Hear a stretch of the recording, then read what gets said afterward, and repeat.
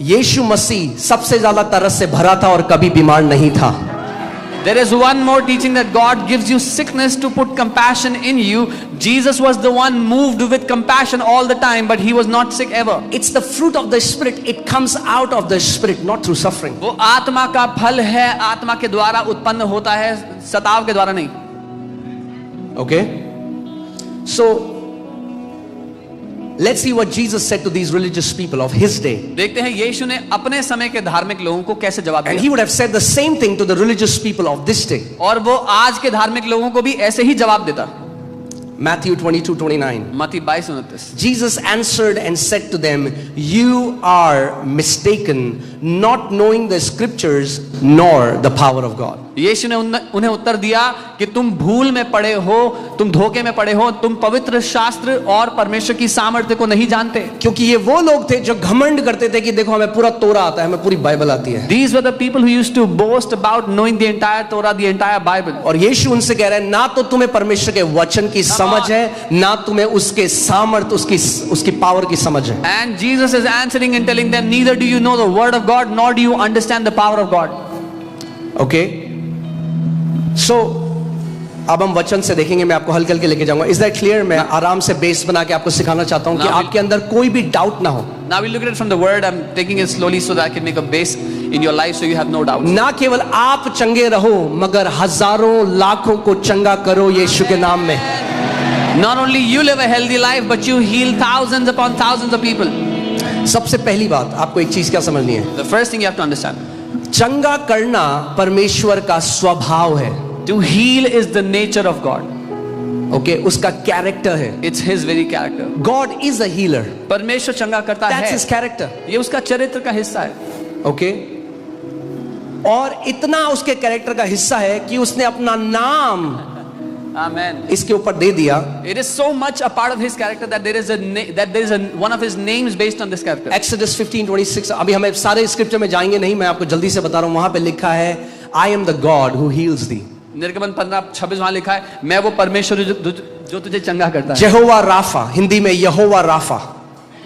अब सुनो मेरी बात. ये केयरफुली. अगर वो चंगा करता था और आज नहीं करता, तो उसको अपना नाम चेंज करना पड़ेगा. If he used to heal but he does not heal today, then he will have to change his name. अगर, क्योंकि उसके एट्रीब्यूट से, उसके कैरेक्टर से उसका नाम जुड़ा हुआ है. Because his name is connected to his attribute, his character.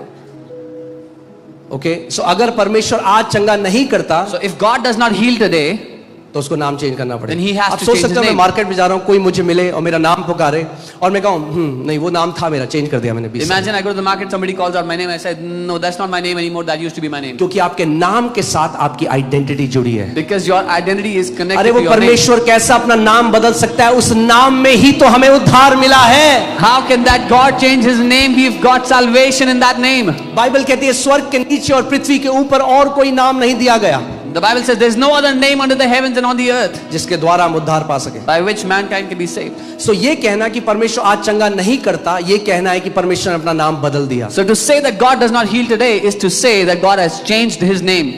No longer he will be called I am, he will be called I was. अब उसको मैं हूं नहीं कहा जाएगा, अब उसको मैं था कहा जाएगा. मगर हालेलुया, हमारा परमेश्वर मैं हूं है, But वो we praise बदलता God नहीं है. that our God is I am, he does not change. Amen. If healing was a temporary gift, God will not put it an attribute to his name. अगर चंगाई थोड़े समय के लिए होता तो वो अपने नाम को उस पर ना बना देता. Okay? So Malachi 3:6 says, I the Lord change not. Malachi 3:6 वचन कहता है, मैं यहोवा बदलता नहीं हूं. मैंने किसी को मैं मिला, एक भाई को जो विश्वासी था, I met a और वो कह brother रहे who was a क्योंकि believer. आज अब मेडिकल साइंस इतनी ज्यादा एडवांस हो गई है, इसीलिए परमेश्वर अब चंगाई नहीं करता. And he said because medical science is so advanced now, that is why God does not heal anymore. That's the stupidest argument I've ever heard. ये सबसे बेवकूफी भरा आर्गुमेंट है जो मैंने आज तक सुना लाइफ में. Okay?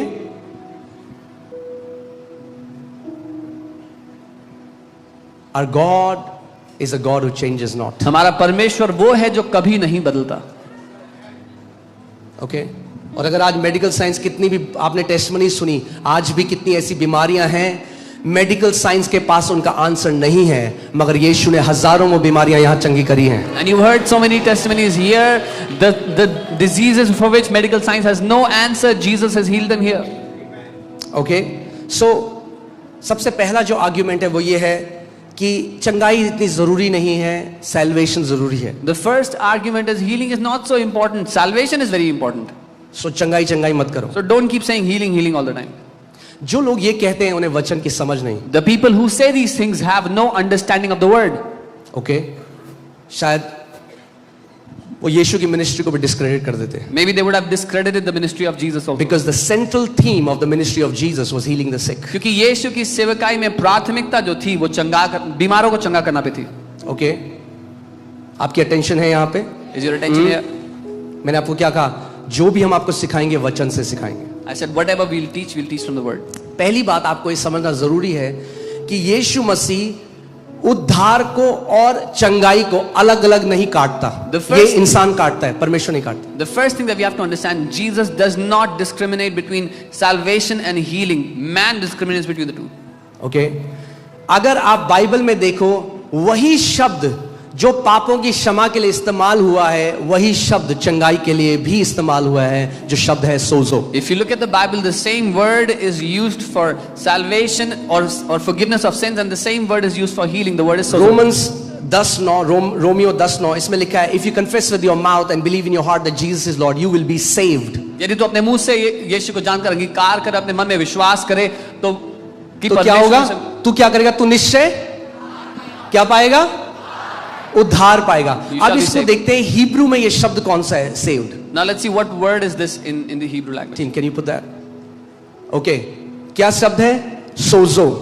ओके, आप हिब्रू में ग्रीक में उसका नंबर नोट कर सकते हो. You can note down the number in Greek. आप खुद रिसर्च करो. And research on it. जो हम आपको सिखा रहे हैं यहाँ पे, What we are आप खुद जाके परखो. Go and test it.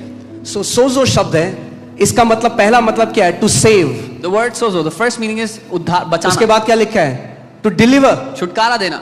To protect, सुरक्षा करना. टू हील, चंगा करना. टू प्रिजर्व, बचाए रखना. टू डू वेल, भला करना. टू बी मेड होल, संपूर्ण कर देना. सो परमेश्वर जब उद्धार देखता है तो केवल पापों की क्षमा नहीं देखता, उसमें चंगाई भी देखता है, उसमें छुटकारा भी देखता है, उसमें आपकी पूरी संपूर्णता देखता है. जब परमेश्वर उद्धार देखता है तो संपूर्णता देखता है. When God looks at salvation, He doesn't only look at forgiveness of sins, but your healing, your deliverance, your protection, your protecting you, preserving you. He sees everything within that salvation. Okay, अब ध्यान से सुनो.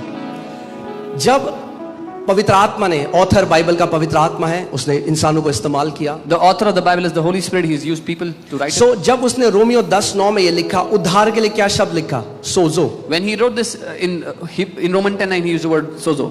अब देखते हैं मरकुस 5:34 में, जब वो औरत जिसको लहू बहने का रोग था, जब वो चंगी हो गई तो यीशु मसीह ने उससे क्या कहा? Mark 5:34, when the woman with the issue of blood got healed, what did Jesus say to her? Okay, he said to her, daughter, your faith has, क्या बोला? Your faith has healed you. कि तेरे विश्वास ने तुझे चंगा किया है.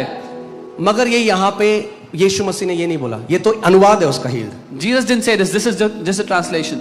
अब बाइबल एक है, इसका लिटरल देखते हैं, जो शब्द वहां पे ग्रीक में वो क्या है? Can you put the Young literal translation? YLT में क्या लिखा है? डॉटर दाई फेथ हैज क्या किया? तेरे विश्वास ने तुझे saved the. Can you put that in Hebrew में जो अलग अलग वर्सेस हैं वो लगाइए. मैं आपको दिखाना चाहता हूं कि वही शब्द जो पापों की क्षमा के लिए इस्तेमाल हुआ है, वही शब्द चंगाई के लिए भी इस्तेमाल हुआ है. The same word used for forgiveness of sins is also used for healing. Okay, Matthew 1:21 में उसका नाम स्वर्गदूत ने कहा जीसस रखना, फॉर ही शैल सेव. वही शब्द है, राइट? मैथ्यू 9:21 में उस औरत ने क्या कहा? अगर मैं उसके छोर को छू लूंगी कपड़ों, आई शैल बी मेड होल. नीचे अगर आप देख रहे हैं, वही शब्द जो उद्धार के लिए है, वही शब्द चंगाई के लिए है, वही शब्द छुटकारे के लिए है, वही शब्द संपूर्णता के लिए है. सो परमेश्वर कंपार्टमेंटलाइज नहीं करता, उद्धार को मनुष्य करता है. इस उद्धार में आपके लिए पापों की क्षमा है, इस उद्धार में आपके लिए चंगाई है, इस उद्धार में आपके लिए छुटकारा है, इस उद्धार में आपके लिए बहुतायत है, और इस उद्धार में आपके लिए संपूर्णता है. God does not compartmentalize salvation. There is salvation, healing, forgiveness of sins, protection, everything in this salvation for you. Okay so जब हम कहते हैं सैल्वेशन, इंसान सोचता है, हम कहते हैं उद्धार, इंसान सोचता है पापों की क्षमा, परमेश्वर सब कुछ सोचता है. When we say salvation, man thinks of it as forgiveness of sins, but God sees everything. He considers everything. कितने लोगों को क्लियर है बात?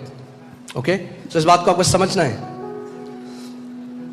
जब वो कोढ़ी यीशु के पास आया तो यीशु ने उसको यही कहा, your faith has sozoed you. That's the word in the manuscript. Your faith has sozoed you. When the leper came to Jesus, Jesus said, तेरे विश्वास ने तुझे सोजो कर दिया. अगर आप चर्च आ रहे थे और एक्सीडेंट हो गया कार में और आप बच गए, हाँ? कितने लोगों के साथ यहाँ पे कितनी बार हुआ है, पूरी गाड़ी खत्म हो गई, आप बच गए, तो यीशु मसीह आपको पता क्या बोलता? Son, your faith has sozoed you.